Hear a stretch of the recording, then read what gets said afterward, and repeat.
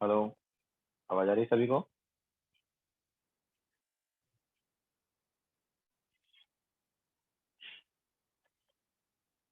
Okay, so good morning to all. तो हम solution liquid solution chapter चल रहा था एंड कॉलिगेटिव प्रॉपर्टी हमारे पास दो हो गई हैं।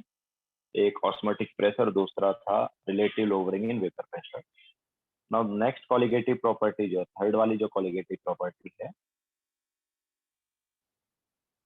वो है elevation in boiling point.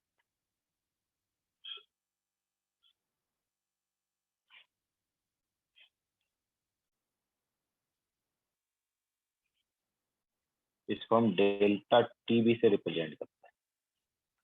Elevation in boiling point किससे रिप्रेजेंट करेंगे? डेल्टा टीबी से। सो बॉइलिंग पॉइंट क्या होता है? किसी भी लिक्विड का जो बॉइलिंग पॉइंट है वो क्या है? ऑब्वियसली मतलब जिस पर लिक्विड बॉइल होता है, ठीक है। बट एक्चुअली इसकी डेफिनेशन जो है वो क्या है?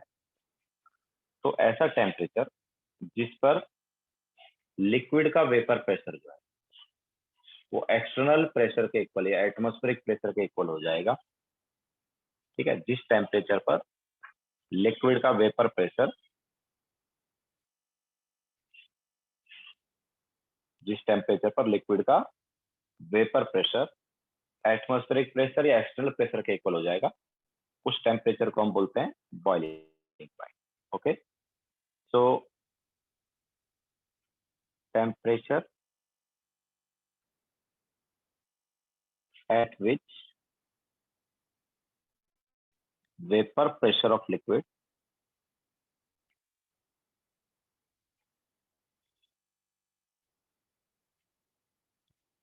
is equal to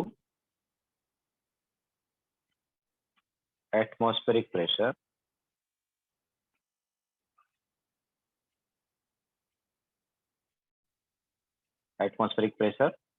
या फिर एक्सटर्नल प्रेशर।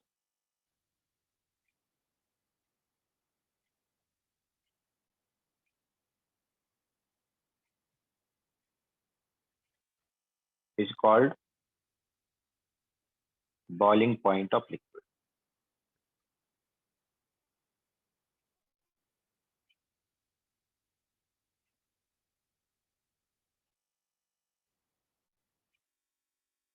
ठीक है, तो किसी भी लिक्विड का जो बॉइलिंग पॉइंट है वो क्या है? ऐसा टेम्परेचर पर जब उस लिक्विड का जो वेपर प्रेशर है वो किसके इक्वल हो जाए? एक्सटर्नल प्रेशर के इक्वल हो जाए। नाउ देखो क्या हुआ। जब हमारे पास लास्ट लेक्चर हमने पढ़ा था कि यार जब वोलेटाइल सॉल्यूट में नॉन वोलेटाइल सॉरी जब वोलेटाइल सॉल्वेंट में नॉन वोलेटाइल सॉल्यूट डालते हैं तो क्या होता है? वेपर प्रेशर डिक्रीज हो गया। तो जैसे हमारे पास वाटर है तो वाटर पहले 100 डिग्री पर बॉईल हो रहा था, क्योंकि 100 डिग्री पर उसका जो वेपर प्रेशर है वाटर का वो 1 atm था। ओके, क्योंकि 100 डिग्री पर बॉईल हो रहा है मतलब एटमोस्फेयर प्रेशर के इक्वल क्या है? Vapour pressure. तो 100 डिग्री पर इसका जो वेपर प्रेशर है वो 1 atm था। लेकिन अभी 100 डिग्री पर ही हमने क्या किया है? ऐड कर दिया उसमें कोई नॉन वोलेटाइल सॉल्यूट। तो जैसा हमने लास्ट लेक्चर में देखा था कि यार नॉन वोलेटाइल सॉल्यूट ऐड करने पर वेपर प्रेशर डिक्रीज हो गया। तो 100 डिग्री पर वो हमारे पास जो सॉल्यूशन है उसका वेपर प्रेशर 1 atm। लेकिन हमें तो लिक्विड को बॉईल करना है या सॉल्यूशन को बॉईल करना है, तो वापस वेपर प्रेशर 1 atm के इक्वल करना पड़ेगा। तो वो कब हो सकता है? वेपर प्रेशर कब बढ़ता है? जब टेम्परेचर बढ़ा है, ठीक है। सो अभी हमें अगर वेपर प्रेशर को 1 atm के इक्वल करना है तो टेम्परेचर थोड़ा बढ़ाना पड़ेगा। या हम बोलेंगे कि अभी हायर टेम्परेचर पर 1 atm वेपर प्रेशर आएगा। तो ऑब्वियसली बॉइलिंग पॉइंट जो है वो क्या हो गया? बढ़ गया। ओके, तो due to addition of non volatile solute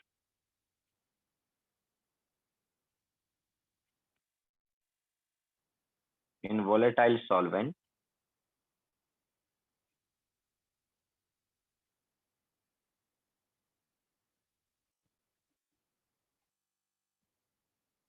vapor pressure of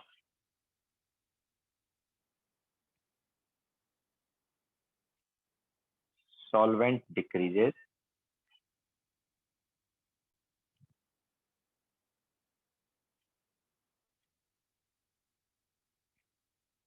to bring this vapor pressure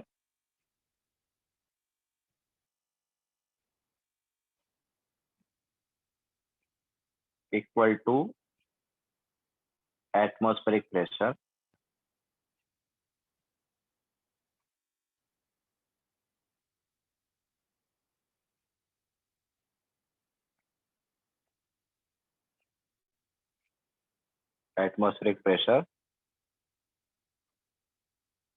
temperature has to be increased.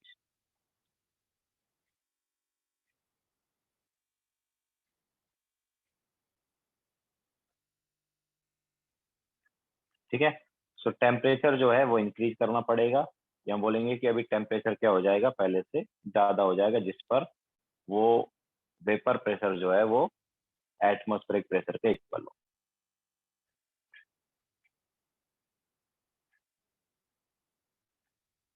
ठीक है, सो ऑब्वियसली वेपर प्रेशर जो है वो भी एटमॉस्फेरिक प्रेशर के इक्वल कब होगा, हायर टेम्परेचर पे होगा। ठीक है, ये हम बोल सकते हैं कि बॉइलिंग पॉइंट जो है वो क्या हो गया है, बढ़ गया। लिखो, फिर आगे चलते हैं।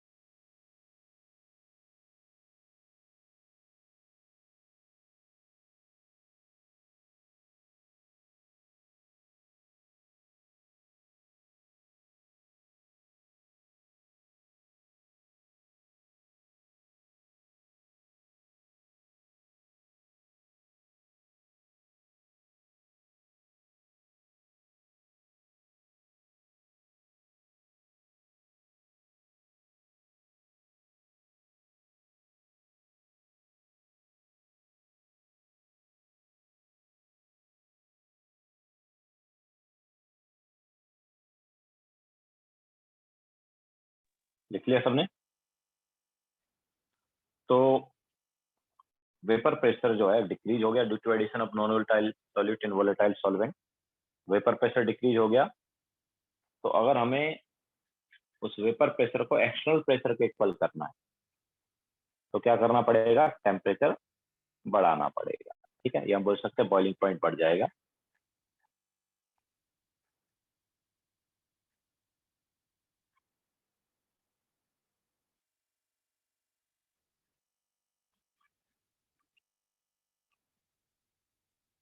चले आगे। Okay, so that is boiling point increases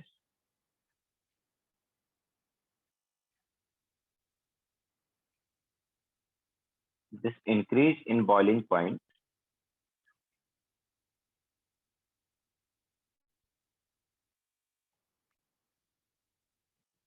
is called elevation in boiling point।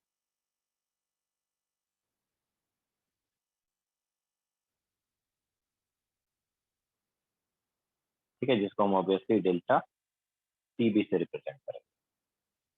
तो ये जो बॉइलिंग पॉइंट बढ़ा है, इस बॉइलिंग पॉइंट को बढ़ने को हम क्या बोलते हैं, एलिवेशन इन बॉइलिंग पॉइंट बोलते हैं। अब देखो क्या है, देखा गया कि दिस डेल्टा टीबी जो है it is directly proportional to molarity. ये एलिवेशन इन बॉइलिंग पॉइंट जो है ये क्या आ रहा है, डायरेक्टली प्रोपोर्शनल टू मोलरिटी आ रहा है, या हम बोल सकते हैं कि स्मॉल एम आ रहा है। ठीक है, so delta TB is directly proportional to small m. Now proportional का साइन हटेगा तो यहाँ पर कांस्टेंट आएगा, जिसको हम बोल सकते हैं के बी। ठीक है, so delta TB is equal to K B into m. तो ये जो कांस्टेंट के बी है इसको हम बोलते हैं, तो here K B is equal to, so Kb is molar elevation constant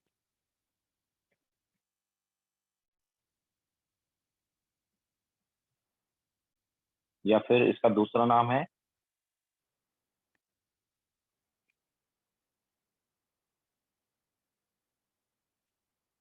इबुलियोस्कोपिक constant. इबुलियोस्कोपिक constant, ठीक है। सो केबी जो है इसको हम बोलते हैं मोलार एलिवेशन कांस्टेंट या इबुलियोस्कोपिक कांस्टेंट।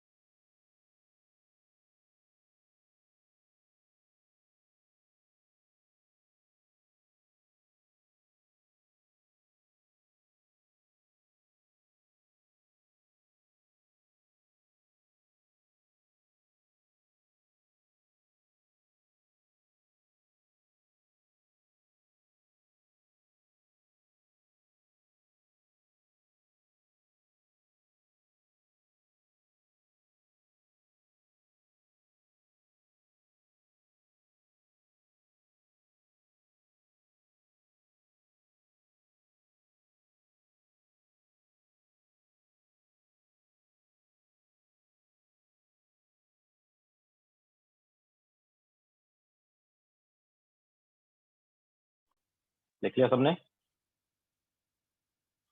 सो ये जो इबुलियोस्कोपिक कांस्टेंट या मोलार एलिवेशन कांस्टेंट है, इसकी वैल्यू होती है। अच्छा, इसका फॉर्मूला है हमारे पास निकालने का। So Kb is equal to R into Tb square divide by 1000 into latent heat of vaporisation, ठीक है। So here Tb is boiling point of pure solvent,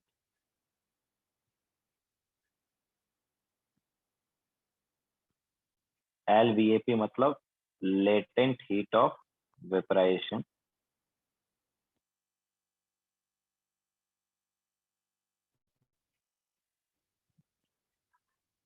okay. तो केबी जो है इसका वैल्यू होता है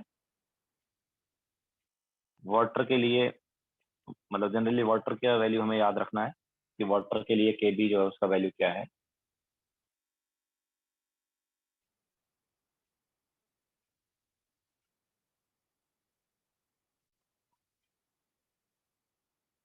देखो जल्दी।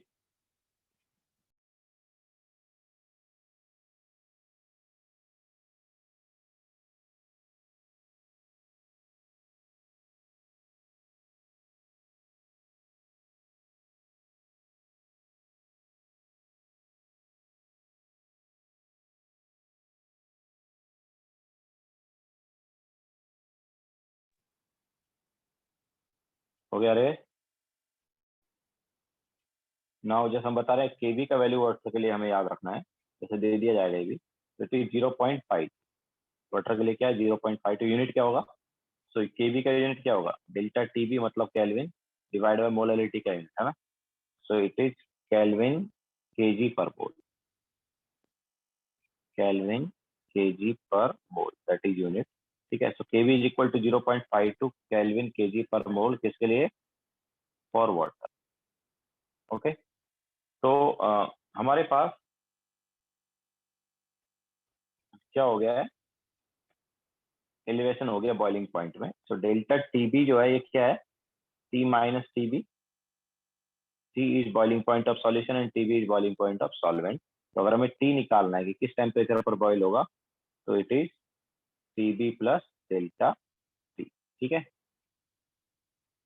obviously T is boiling point of solution, okay. So इस टाइप से बॉइलिंग पॉइंट ऑफ सॉल्यूशन जो है वो क्या आ गया हमारे पास, पहले कितना बॉइलिंग पॉइंट था उससे डेल्टा टी भी ऊपर बॉइल होगा, So this is boiling point of solution. So boiling point of solution T जो है ये क्या आ जाएगा, Tv प्लस डेल्टा Pv। तो इस टेम्परेचर पर अभी क्या होगा, ये बॉइल होगा। ओके अच्छा, नाउ कॉलिगेटिव प्रॉपर्टी तो किस पे डिपेंड करती है यार, नंबर ऑफ पार्टिकल्स पे डिपेंड करती है ना। कॉलिगेटिव प्रॉपर्टी जो है वो नंबर ऑफ पार्टिकल पे डिपेंड करती है। तो यहाँ पर मॉडिफाइड फॉर्मूला आ जाएगा जिसमें हम आई को कंसीडर करेंगे, क्योंकि इलेक्ट्रोलाइट के केस में क्या है, इलेक्ट्रोलाइट के केस में नंबर ऑफ पार्टिकल चेंज हो जाता है। ठीक है, तो मॉडिफाइड फॉर्मूला क्या है, देखो डेल्टा टीवी क्या था, के बी इंटू एम था ना, तो मॉडिफाइड फॉर्मूला में आई भी आ जाएगा। ओके, तो I into K B into m, that is modified formula for delta TV.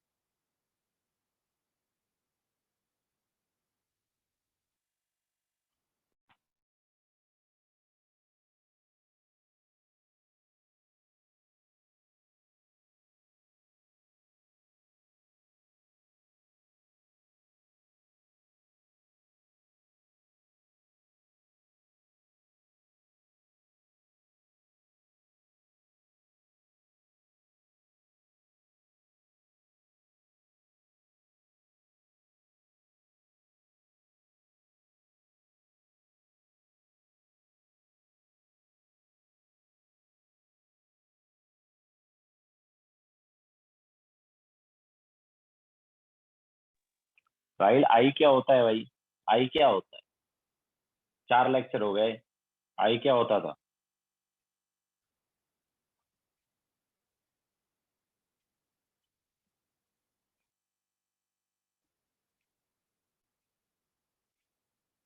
आई क्या लिया अभी तक राइल हमने, मनन भी वही पूछ रहा है सर व्हाट इज आई। अरे भाई कितने लेक्चर हो गए हमारे पास, 4 लेक्चर हो गए, आई अभी तक हमने क्या लिया, मनन राहिल।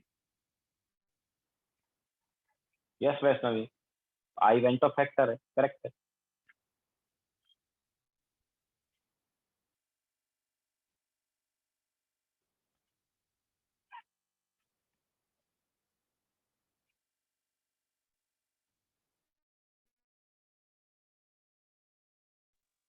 तो वाटर के लिए केवी का जो वैल्यू है क्या है, 0.52।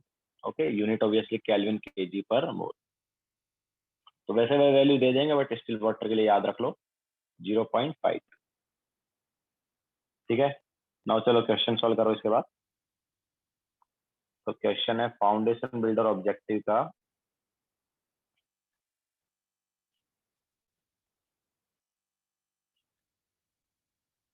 43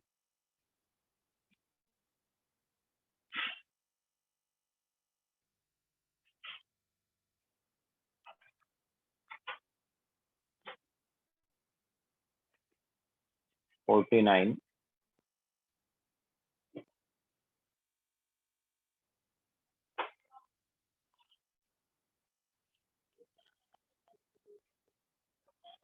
एंड 59, 43 49 एंड 59।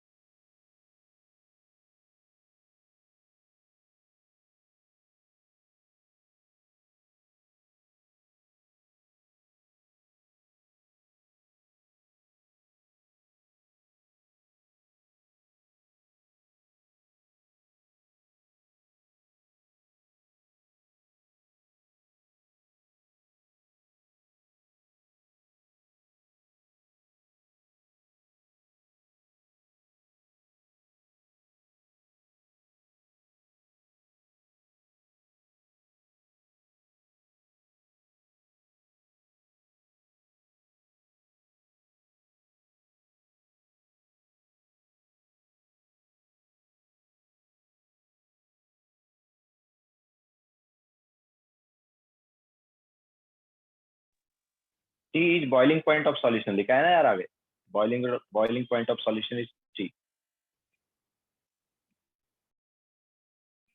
मतलब उस सॉल्वेंट में जब हम सॉल्यूट ऐड कर देंगे तो उसके बाद जो बॉइलिंग पॉइंट आएगा that is T.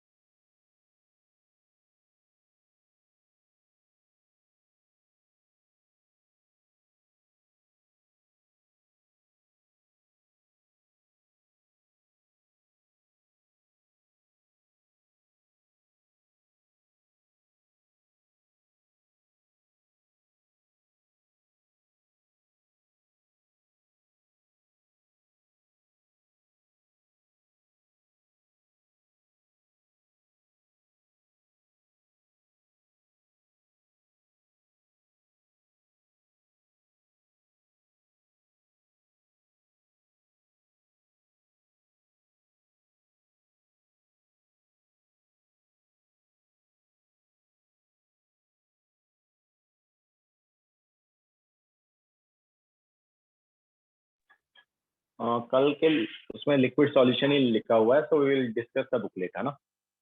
Next chapter next week start करेंगे,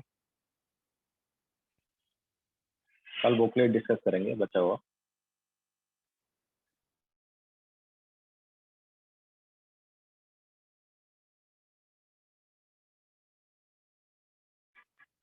चलो तो सॉल्व कराएं।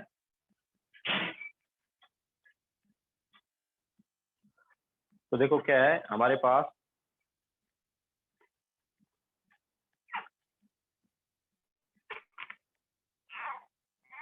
कल वैसे नॉर्मल लेक्चर है बट उसमें लिक्विड सॉल्यूशन लिखा हुआ था, सो उसमें हम बुकलेट डिस्कस कर लेंगे ना, लेक्चर में ही बुकलेट डिस्कशन कर लेंगे। लिक्विड सॉल्यूशन का जो बचा हुआ बुकलेट है वो डिस्कस कर लेंगे कल।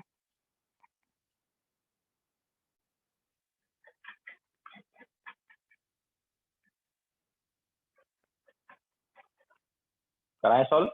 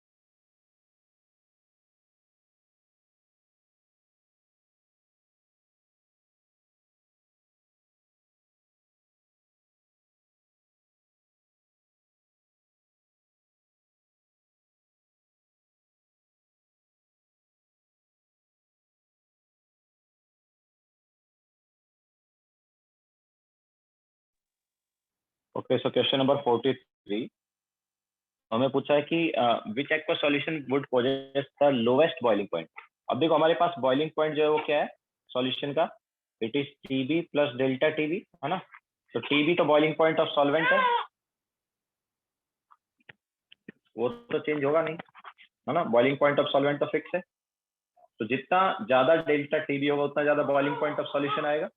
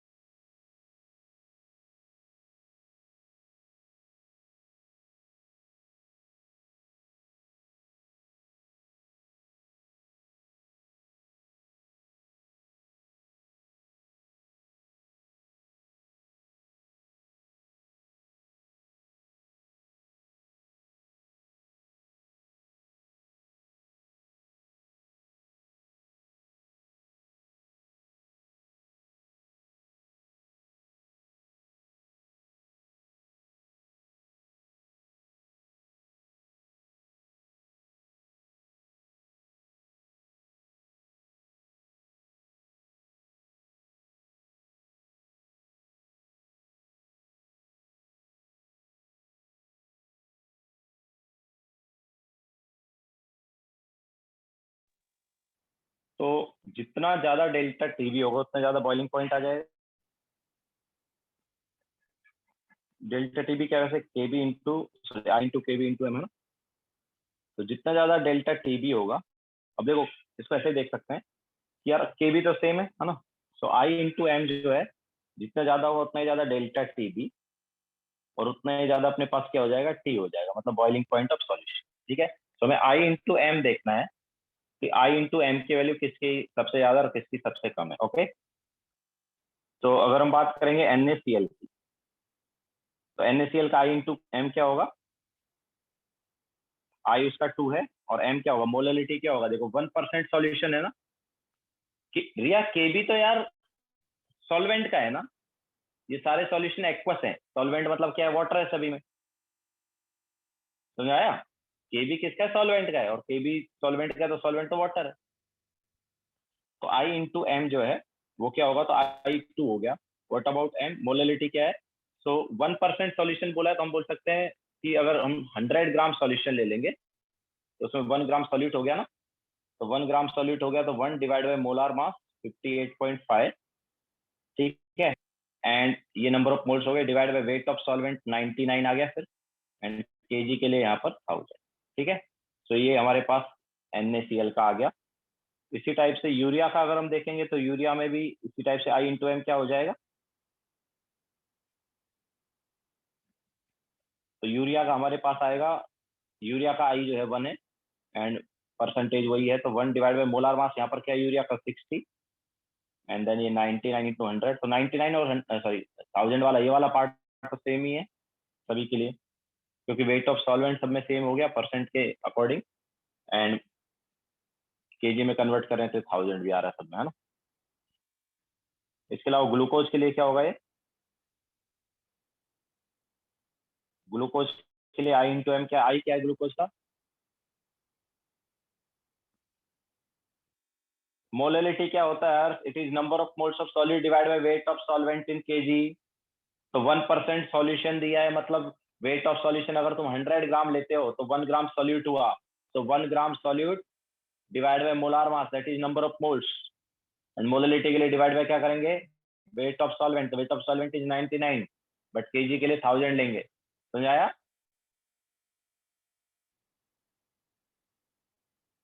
तो इसमें मोल कॉन्सेप्ट का यूज हो रहा है। अगर तुम्हें परसेंटेज दिया है तो मोलैलिटी कैसे निकालते हैं? सो I इंटू एम ग्लूकोज के लिए क्या हो गया? ग्लूकोज का भी I1 है, मोलैलिटी क्या होगा? मोलैलिटी देखो नंबर ऑफ मोल्स हमारे पास 1 डिवाइड बाय 180 हो गया, and wait of solvent 99 gram, KG के लिए 1000, ठीक है। And last one is sucrose, तो सुक्रोज का I इंटू एम क्या हो जाएगा? I सुक्रोज का भी 1 है, weight of solute is 1 divide by molar mass of solute 342, तो ये नंबर ऑफ मोल्स हो गए, divide by weight of solvent 99 ग्राम है केजी के लिए ये, ठीक है। तो हम यहाँ पर साफ साफ देख सकते हैं यार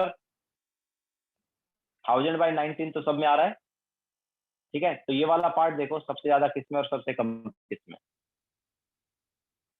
ओके। तो सबसे छोटी वैल्यू आएगी सुक्रोज की और सबसे बड़ी वैल्यू आएगी NaCl, ओके। तो हमारे पास करेक्ट ऑप्शन यहाँ पर क्या हो जाएगा? किसका बॉइलिंग पॉइंट सबसे कम आएगा? ठीक है, या बॉइलिंग पॉइंट अगर हम यहाँ पर कंपेयर कराएं तो NaCl का सबसे ज्यादा होगा, फिर उससे कम किसका होगा? उससे कम होगा यूरिया का, फिर उससे कम होगा ग्लूकोज का, एंड सबसे कम होगा सुक्रोज का, ठीक है। ये बॉइलिंग पॉइंट का यहाँ पर क्या होगा? ऑर्डर।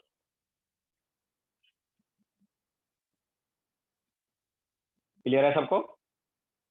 तो हमें यहाँ पर I इंटू एम देखना था कि I इंटू एम सबसे ज्यादा किसका है और सबसे कम किसका है। So this was question number 43. Now next is question number 49.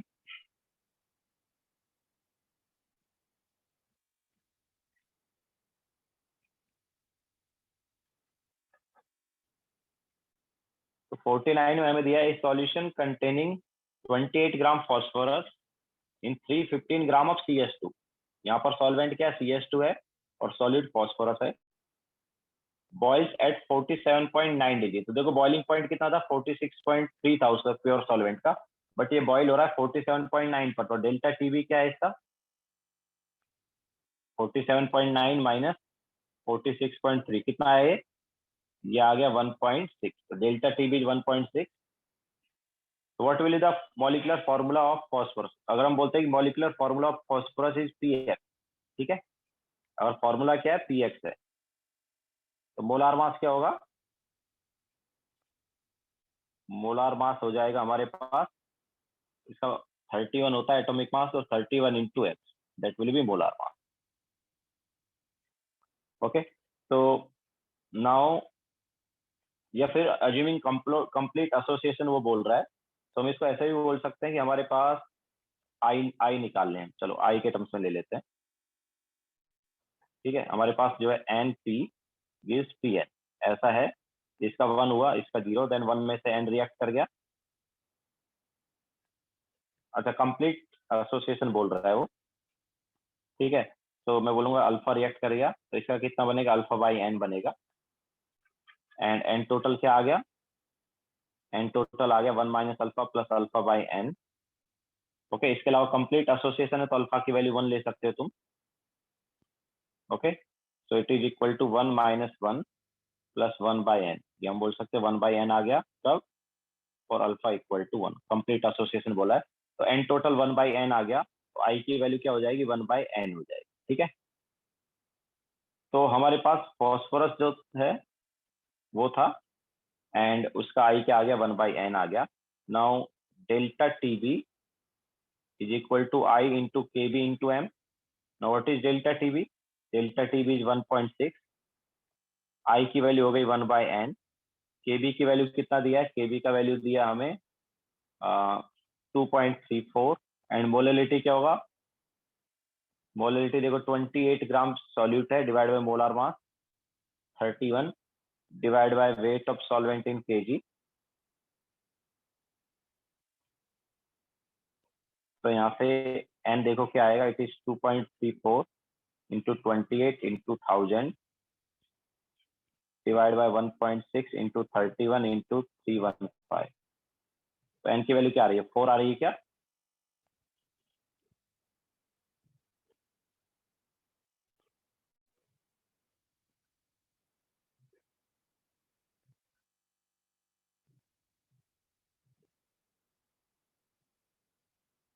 मेरे ख्याल से 4 आएगी, कितनी आ रही है,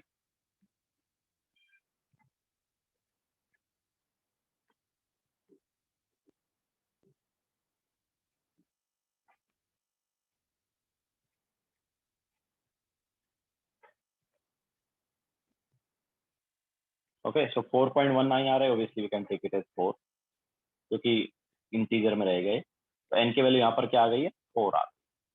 ओके, तो फॉर्मूला क्या हो जाएगा, फॉर्मूला हमारे पास हो जाएगा P4। ओके, फॉर्मूला क्या हो जाएगा इसका, P4 हो जाएगा। फॉस्फोरस जो एसोसिएट होके क्या बना लेगा, Pn बना लेगा, Pn मतलब P4।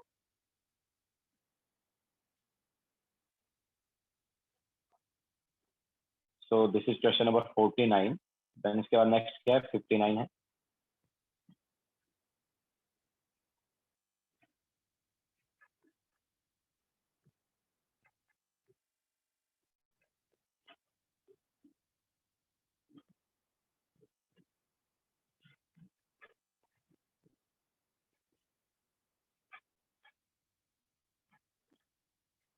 तो 59 जो है उसमें क्या दिया है, 1 molar aqueous solution of an electrolyte A2B3 60% ionized, the boiling point of the solution at 1 atm is। तो बॉइलिंग पॉइंट निकालना मतलब 3 निकालना है। तो देखो सबसे पहले इसका आई देखते हैं, आई क्या है, तो A2B3 will give A3 positive plus B2 negative, ठीक है। और ए के दो आयन आएंगे और बी के 3 आयन आएंगे। नाउ इसका 1, इसका 0 0, देन अल्फा रिएक्ट करेगा तो ये 2 अल्फा बन गया, ये 3 अल्फा। सो एन टोटल क्या आ गया, एन टोटल आ गया 1 minus alpha plus 2 alpha plus 3 alpha, और we can say it is 1 plus 4 alpha. तो आई क्या हो गया, i is 1 plus 4 alpha divide by 1, मतलब 1 प्लस 4 अल्फा। एंड अल्फा की वैल्यू हमें कितना दिया, देखो 60% आयनाइज्ड, तो अल्फा को ले सकते हैं 0.6, तो ये क्या आ गया, ये हमारे पास हो गया 3.6, ठीक है। तो आई की वैल्यू आ गई 3.6। और delta T B is equal to I into K B into molality, molality 1 दिया, तो कितना आ गया ये,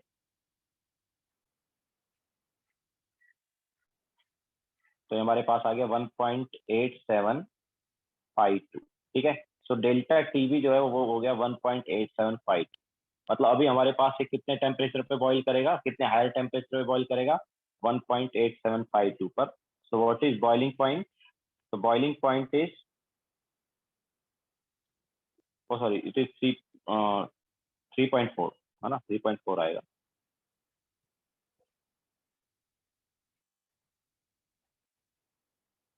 सो 3.4 आएगा, तो 3.4 इंटू 0.52, यस दिस इज 1.768, ठीक है।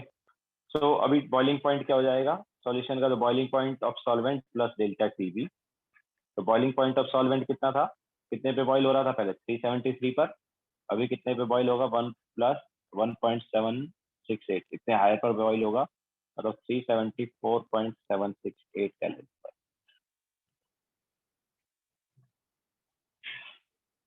Okay, so obviously D option जो है वो करेक्ट हो जाएगा, कितने टेम्परेचर पे अभी वो बॉइल होगा।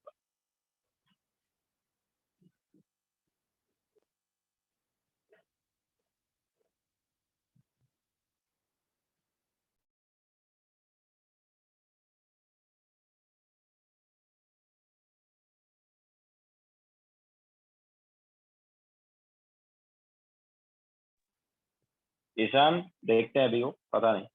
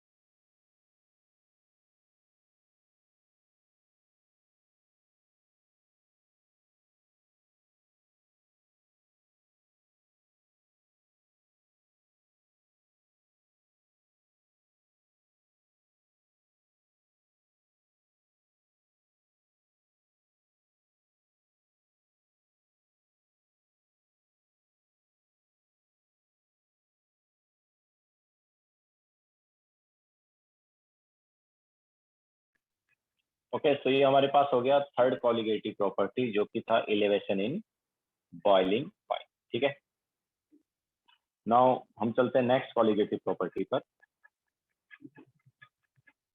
जो कि है फ्रीजिंग में डिप्रेशन है। तो देखो, बॉइलिंग पॉइंट बढ़ जाता है, फ्रीजिंग पॉइंट जो है डिक्रीज हो जाता है। ठीक है, सो नेक्स्ट कॉलिगेटिव प्रॉपर्टी है डिप्रेशन इन फ्रीजिंग पॉइंट।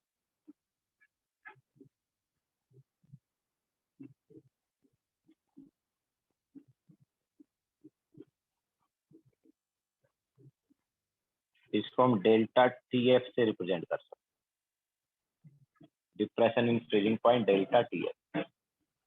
तो फ्रीजिंग पॉइंट होता क्या है, ऑब्वियसली ऐसा टेम्परेचर जिस पे लिक्विड क्या होता है, फ्रीज होता है ना, ऐसा टेम्परेचर जिस पर लिक्विड क्या होता है, फ्रीज होता है। तो इसका वैसे डेफिनेशन देखेंगे तो क्या है, तो इसका डेफिनेशन है टेम्परेचर एट विच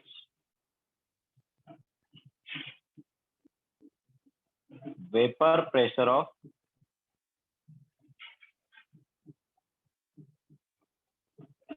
सॉलिड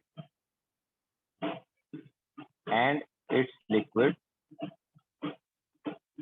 या vapour pressure of liquid and its solid are same. ठीक है, temperature at which vapour pressure of liquid and its solid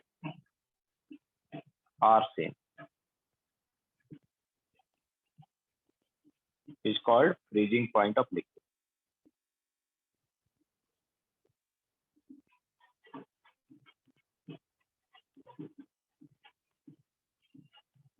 ठीक है, तो अब देखो, जब हम नॉन वोलेटाइल सॉल्यूट ऐड करते हैं इन वोलेटाइल सॉल्वेंट, जब हम वोलेटाइल सॉल्वेंट में नॉन वोलेटाइल सॉल्यूट ऐड करते हैं, तो बॉइलिंग पॉइंट बढ़ जाता है एंड फ्रीजिंग पॉइंट क्या हो जाता है, कम हो जाता है। फ्रीजिंग पॉइंट कम हो गया, तो जो फ्रीजिंग पॉइंट डिक्रीज हुआ है उसको हम क्या बोलेंगे, उसको हम बोलेंगे depression in freezing point. Okay, so due to addition of non volatile solute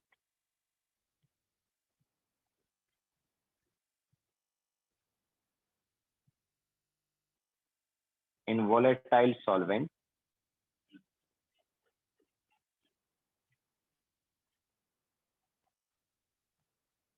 freezing point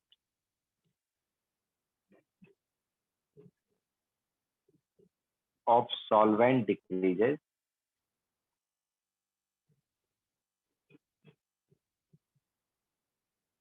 it is called, yeah, decrease in decrease in freezing point, decrease in freezing point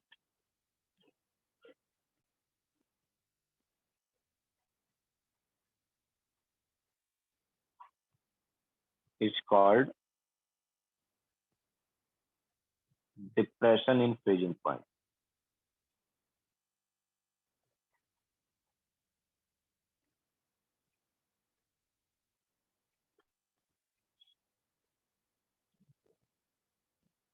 ठीक है, सो नॉन वोलेटाइल सॉल्यूट अगर हम volatile solvent में add करते हैं तो उससे freezing point of solvent decrease हो जाएगा, and freezing point of solvent decrease हो गया तो जो डिक्रीज हुआ है फ्रीजिंग पॉइंट उसको हम बोलेंगे डिप्रेशन इन फ्रीजिंग पॉइंट।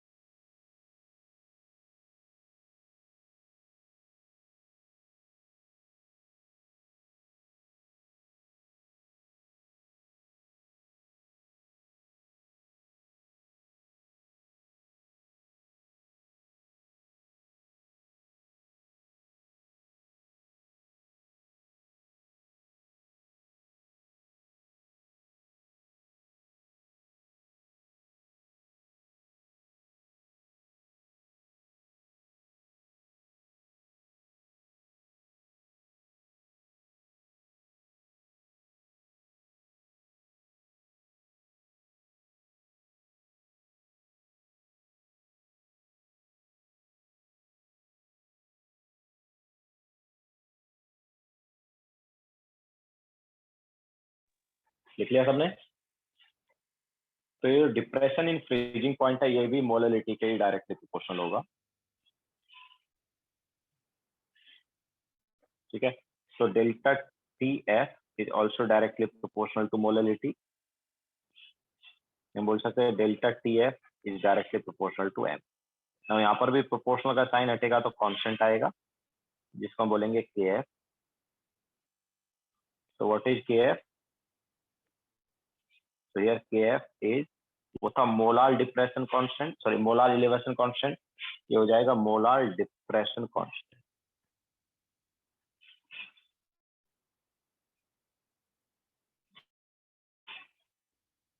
ठीक है, मोलार डिप्रेशन कांस्टेंट, ये इसका दूसरा नाम है cryoscopic constant.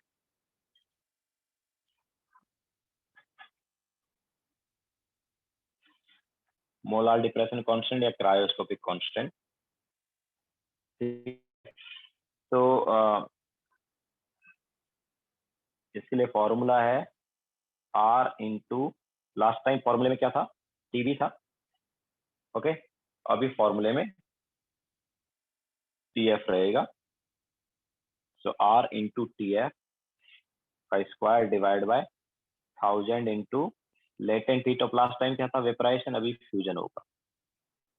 Okay, so L fusion is equal to latent heat of fusion.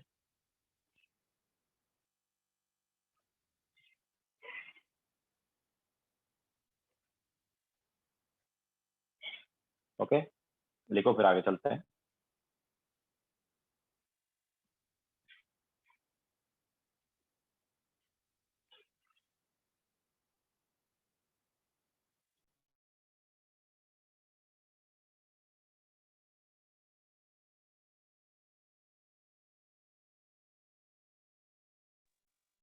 Obviously TF मतलब freezing point of pure solid, ठीक है। TF यहाँ पर क्या है, freezing point of pure solid.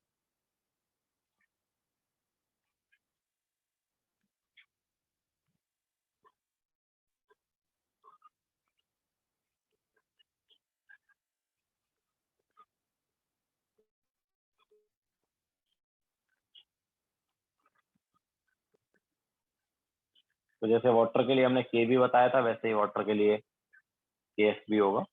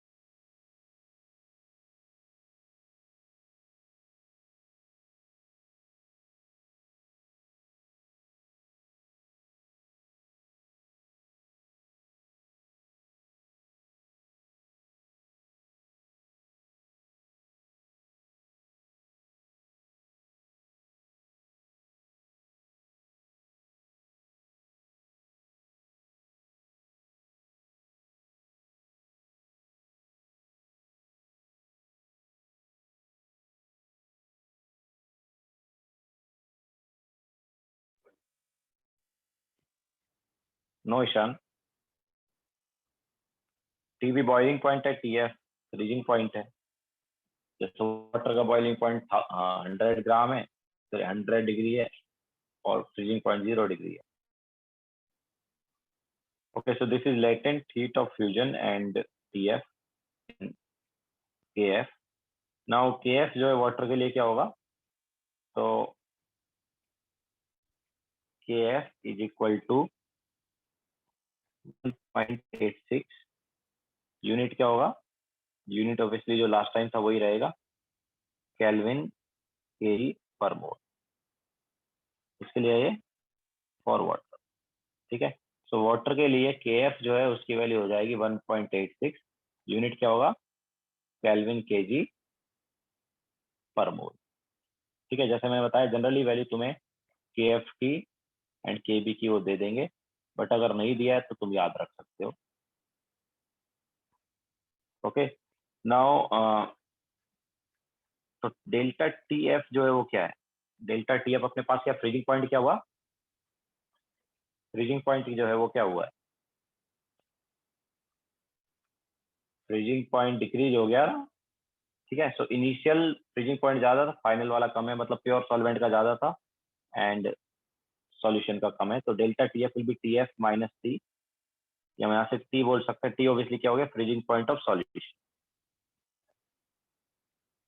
तो फ्रीजिंग पॉइंट ऑफ सॉल्यूशन क्या आ जाएगा, T कितना आ जाएगा, T will be TF minus delta T। Okay, so TF minus delta TF will be freezing point of solution. पहले मान लो 0 डिग्री पे बॉइल फ्रीज हो रहा था, अभी 0 डिग्री से कम पे फ्रीज होगा, ठीक है ना। यहाँ पर भी मॉडिफाइड फॉर्मूला आ सकता है। मॉडिफाइड फॉर्मूला क्या होगा यहाँ पर, तो डेल्टा TF क्या था, KF इंटू एम था ना, तो यहाँ पर भी I आ जाएगा, तो I into KF into m, that is modified formula, ठीक है। तो हमारे पास फोर्थ कॉलिगेटिव प्रॉपर्टी हो गया है, डिप्रेशन इन फ्रीजिंग पॉइंट, ठीक है। नाउ क्वेश्चन सॉल्व करो फाउंडेशन बिल्डर ऑब्जेक्टिव में।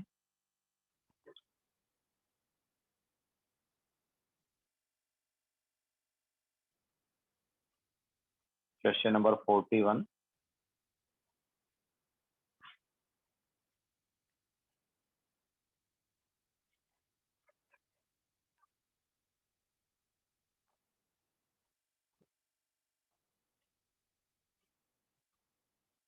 57 and 61। 41, 57, 61।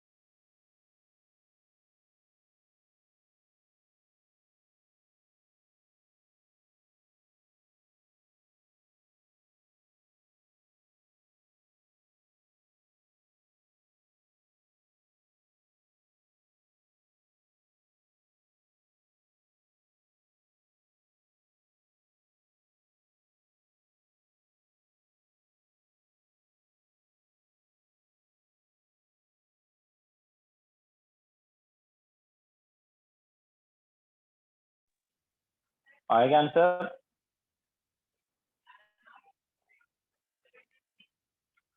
ओके, तो चलो कराते हैं। तो question number 41।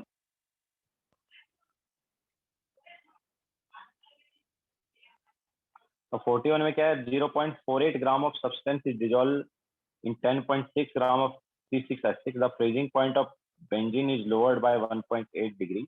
What will be the molecular weight of substance, मतलब solute? So freezing point में कितना डिप्रेशन हुआ यार?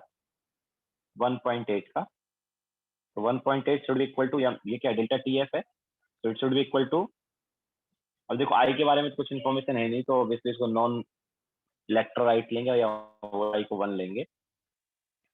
इसके अलावा KF कितना दिया है? 5 दिया है, इंटू मोलरिटी। नाउ मोलरिटी क्या होगा? 0.48 divide by molar mass of solute. ठीक है, उसको चलो एक्स ले लेते हैं। तो ये नंबर ऑफ मोल्स हो गए, divide by weight of solvent in KG. तो वेट ऑफ सॉल्वेंट ग्राम में है, केजी के लिए ये 1000 आ गया। ओके, तो एक्स की वैल्यू क्या हुई? It is 0.48 into 5 into 1000 divide by 1.8 into 10.6। तो ये हमारे पास एक्स का वैल्यू आ जाएगा।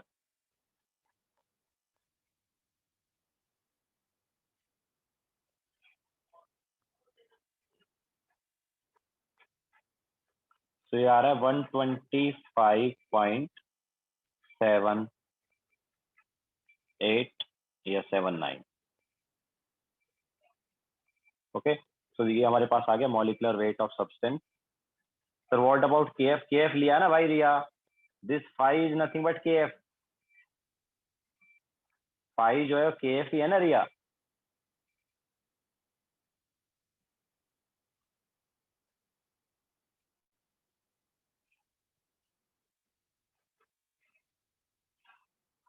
ओके, नाउ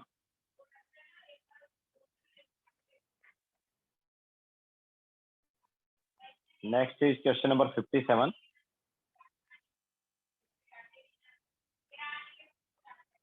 यस मिताली बोलो। हाँ सर, सिर्फ एक क्वेश्चन था। आप बस समझा सकते हैं कि 1.8 से आपने केल्विन में क्यों कन्वर्ट नहीं किया? अरे यार देखो, चेंज जो है ना, चेंज वो सेम रहता है, चाहे डिग्री सेल्सियस में लो या कैलोरी में, सॉरी केल्विन में लो। अरे हेलो हाँ सर। मिताली, चेंज जो अरे होता हाँ है ना, सर। वो सेम होता है, चाहे डिग्री सेल्सियस में लो या केल्विन में लो। ठीक है। हाँ सर, अब समझ में आया sir. Thank you sir. Now next is question number 57। तो 57 में हमारे पास है 0.001 molar solution of a complex MaH in water has freezing point this.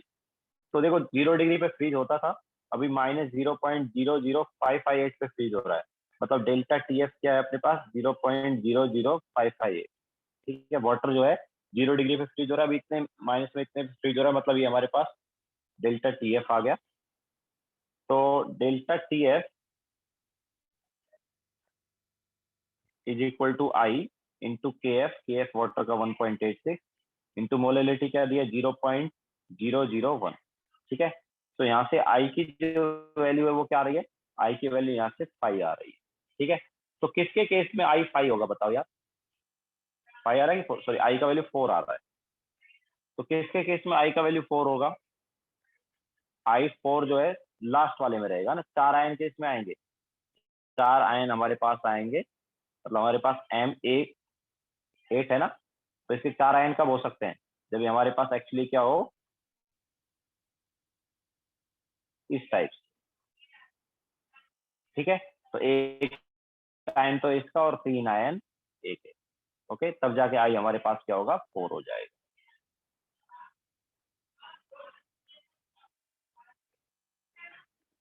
Okay, so this was question number 57.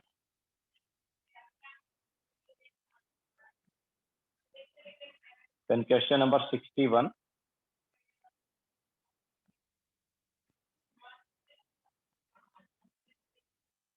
N aqua solution of NaCl freezes at -0.186 degree. तो delta TF जो है वो कितना दिया है, 0.186 है ना, क्योंकि पहले 0 डिग्री पे फ्रीज हो रहा था, अभी -0.186 पे फ्रीज हो रहा है, तो ये डेल्टा TF हो गया। Kb दिया वाटर का और Kf दिया है। बताना है कि ये सेम सॉल्यूशन जो है इसका बॉइलिंग पॉइंट क्या होगा, या इलेवेशन इन बॉइलिंग पॉइंट क्या है। तो देखो delta TF is equal to I into KF into M and delta TB is equal to I into KB into M। अब KF और KB का वैल्यू हमें पता है ना, सेम सॉल्यूशन का वो हमें फ्रीजिंग पॉइंट दिया है और उसी का बॉइलिंग पॉइंट एक तरह से बताना है। Devika sir, can you explain how we got I equal to 4? I क्या है देविका? आई है कि हमारे पास कितने आयन आएंगे, मेनली एक आयन से कितने आयन आएंगे। तो एक आयन से 4 आयन आने थी।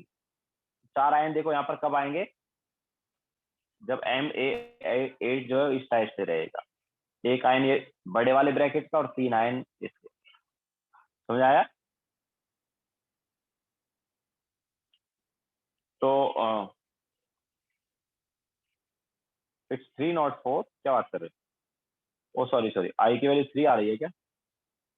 देन आंसर चेंज हो जाएगा।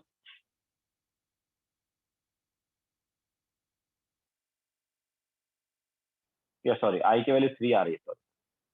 तो आई का वैल्यू 3 आ रहा है, तो फिर क्या हो जाएगा, फिर ऑब्वियसली आंसर डिफरेंट आएगा। तो it will be Ma6 and A2, ऐसा होगा। ठीक है, that will be correct answer.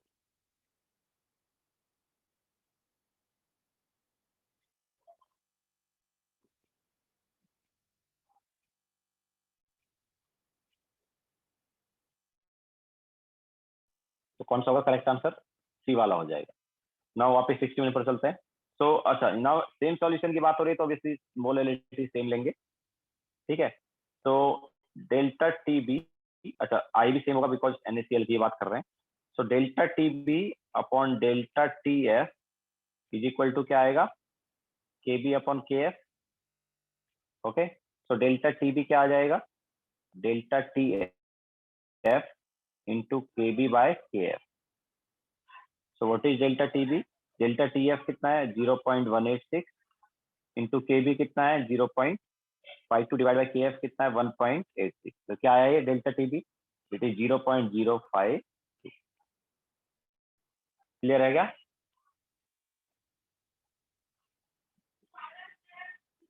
अच्छा, KB का वैल्यू उन्होंने 0.512 दिया है। KB जो क्या दिया, 0.512 दिया है। तो ये हमारे पास ये आ जाएगा, delta TB will be 0.051। Clear है सभी को?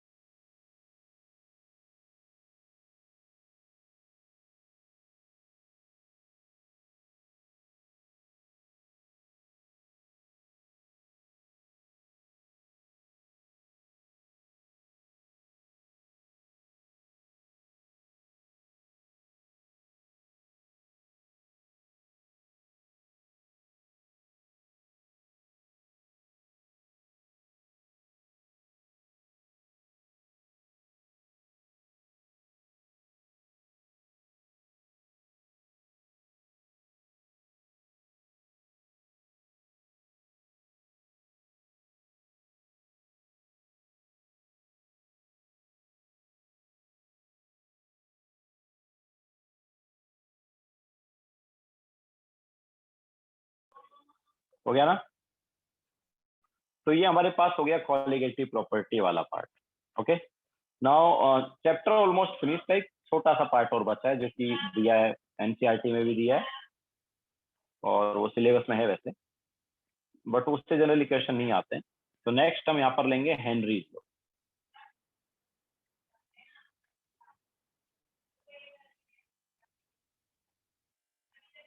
ओके, हेनरीज लॉ जो कि हमें बताता है solubility of gas in liquid.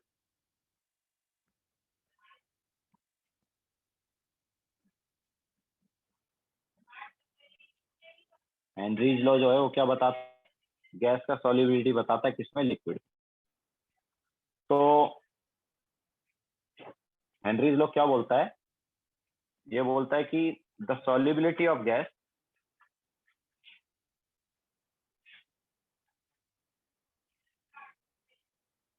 in a liquid at a given temperature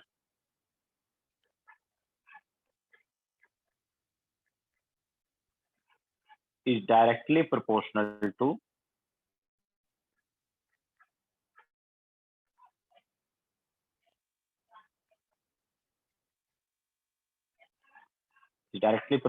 to the pressure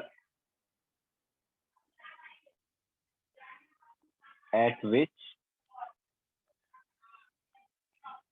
it is dissolved। ठीक है, ये हमारे पास हेनरीज लॉ था कि किसी भी गैस का सॉल्युबिलिटी लिक्विड में क्या होगा, इट इज डायरेक्टली प्रोपोर्शनल होगा किसके, प्रेशर के, जिस प्रेशर पर उसको क्या किया गया है, डिजॉल्व किया गया है। ओके, तो हम यहाँ पर सॉल्युबिलिटी को एक्स के टर्म्स में बोलेंगे, मतलब मोल फ्रैक्शन के टर्म्स में। तो एक्स यहाँ पर हम लेंगे, तो let X is equal to mole fraction of gas. ठीक है, तो इसको हम क्या बोलेंगे, एक तरह से सॉल्युबिलिटी। ठीक है, मोल फ्रैक्शन ऑफ गैस, हम यहाँ पर क्या बोल रहे हैं, सॉल्युबिलिटी। एंड पी जो है वो ये हो गया उस गैस का पार्शियल प्रेशर।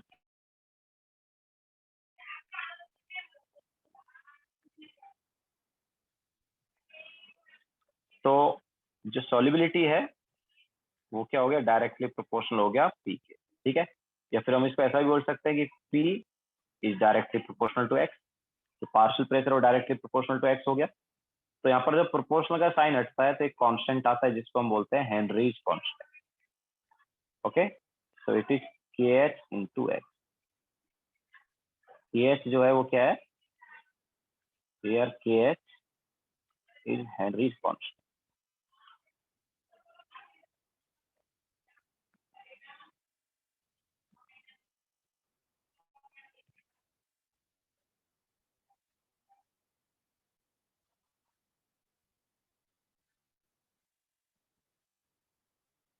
ठीक है, के एच जो है हो गया हेनरीज कांस्टेंट।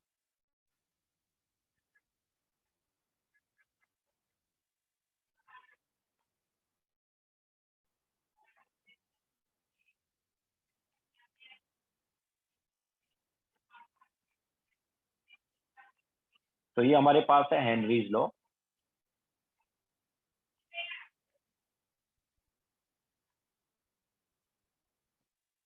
किसी भी गैस का जो सॉल्युबिलिटी है वो पार्शियल प्रेशर के या प्रेशर के क्या होगा, डायरेक्टली प्रोपोर्शनल हो जाएगा। ठीक है, तो मोल फ्रैक्शन को हम एक तरह से सॉल्युबिलिटी ले रहे हैं, तो mole fraction directly proportional to partial pressure. हम बोल सकते हैं partial pressure is directly proportional to mole fraction of gas in liquid. ठीक है, तो पी क्या आ गया, के एच इंटू एक्स आ गया। के एच को हम बोलते हैं हेनरीज कांस्टेंट।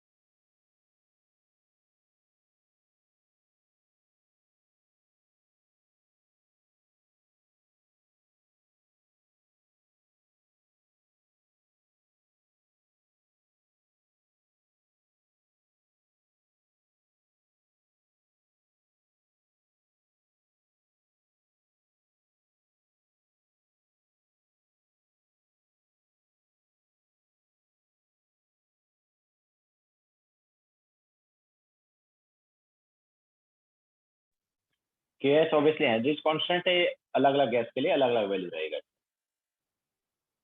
ठीक है। और यूनिट क्या होगा, तो मोल फ्रैक्शन का तो कोई यूनिट है नहीं, है ना, तो जो प्रेशर का यूनिट है वही ऑब्वियसली के एच का यूनिट हो जाएगा।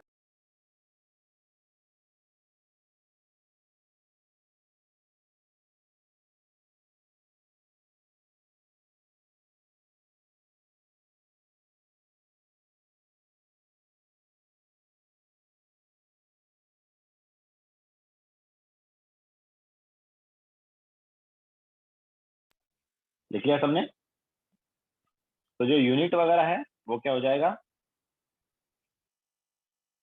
यूनिट ऑफ के एच क्या होगा, ये ऑब्वियसली हो जाएगा यूनिट ऑफ प्रेशर, ठीक है, मतलब एटीएम बार वगैरह कुछ भी हो सकता है। तो डिफरेंट गैस के लिए के एच की वैल्यू क्या होगी, डिफरेंट होगी, ओके। तो के H value is different for different gases, अलग अलग गैस के लिए अलग अलग के एच का वैल्यू होगा।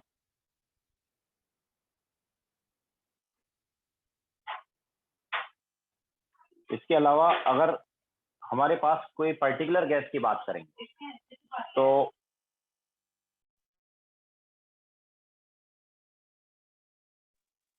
अगर हम पर्टिकुलर गैस की बात करेंगे तो उसकी के एच की वैल्यू भी अलग अलग सॉल्वेंट में अलग अलग आएगी, ठीक है। के H value of A gas is different in different solvent, अलग अलग सॉल्वेंट में किसी गैस का जो के एच है वो अलग अलग होगा, ओके। इसके अलावा के एच जो है वो टेम्परेचर बढ़ाने पर क्या होगा, इंक्रीज होगा, टेम्परेचर बढ़ाने पर के एच की वैल्यू जो है वो क्या होगी, इंक्रीज होगी। एंड एक और चीज है कि जितना ज्यादा के एच होगा उतना ही कम सॉलिबिलिटी हो जाएगी, ओके। हम ऐसा भी बोल सकते हैं टेम्परेचर बढ़ाने पर के एच बढ़ रहा है, तो टेम्परेचर बढ़ाने पर सॉलिबिलिटी क्या हो रहा है, कम हो रहा है, समझ आया, ठीक है। टेम्परेचर बढ़ाने पर सॉलिबिलिटी क्या होता है, कम होता है, सॉलिबिलिटी ऑफ गैस जो है इन लिक्विड क्या हो जाएगा, डिक्रीज हो जाएगा।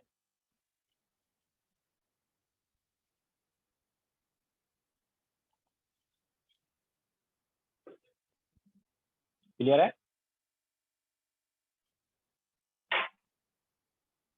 हर टेम्परेचर बढ़ाने पर के एच बढ़ता है, और मैंने बोला कि के एच जितना ज्यादा होगा उतना सॉलिबिलिटी कम होगा, तो यहाँ से हम देख सकते हैं कि टेम्परेचर इंक्रीज किया तो सॉलिबिलिटी क्या हो गया, डिक्रीज हो गया।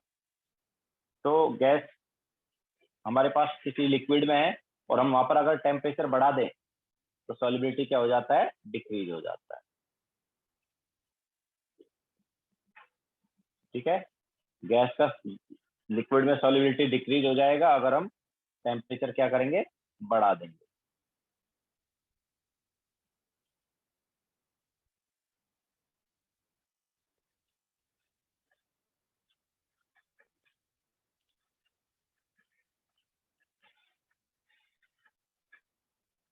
यस, ये तो लिखा ही है ना, ये देखो ना, के एच जितना ज्यादा होगा सॉलिबिलिटी इतना कम होगा, वो तुम यहाँ से भी देख सकते हो ना, एक्स और के एच को देखो ना यार, एक दूसरे के, एक्स क्या सॉलिबिलिटी है और के एच क्या हेनरीज कांस्टेंट, तो एक दूसरे के इनवर्सली हुए कि नहीं हुए।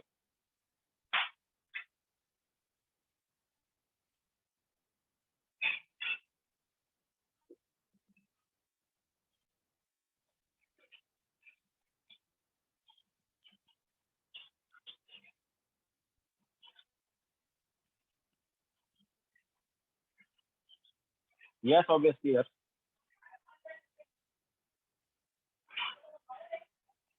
ओके, तो ये हमारे पास हो गया है liquid solution chapter complete, okay.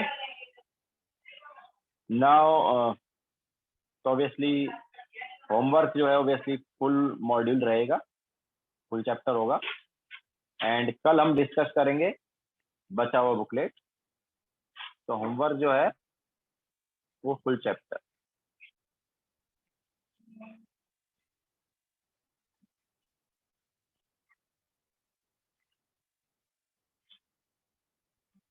Henry वाले लॉ के क्वेश्चन नहीं होंगे बुकलेट में, क्योंकि जैसा मैंने बताया उतना इंपॉर्टेंट है नहीं। मोस्टली इसके क्वेश्चन तुम्हें नहीं मिलेंगे।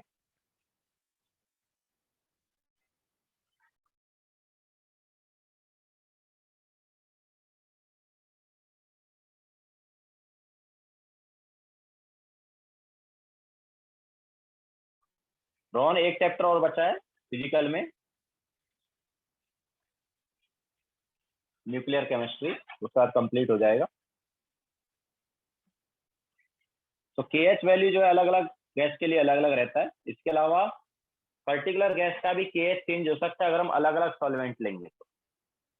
ओके, टेम्परेचर बढ़ाने पर KH बढ़ता है, और जितना ज्यादा KH होगा उतना सॉल्युबिलिटी कम होगा। मतलब हम ऐसा भी बोल सकते हैं कि टेम्परेचर बढ़ा तो सॉल्युबिलिटी कम होगा। ओके,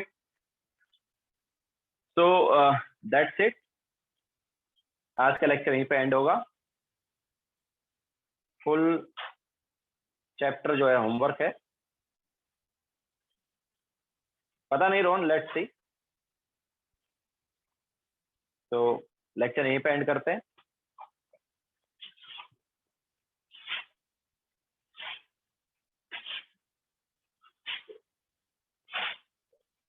वैभव, रिवाइज करने के लिए तो नोट्स रिवाइज करो एंड देन प्रीवियस ईयर के क्वेश्चन सॉल्व कर लो। उस टाइप से तुम रिवाइज कर सकते हो।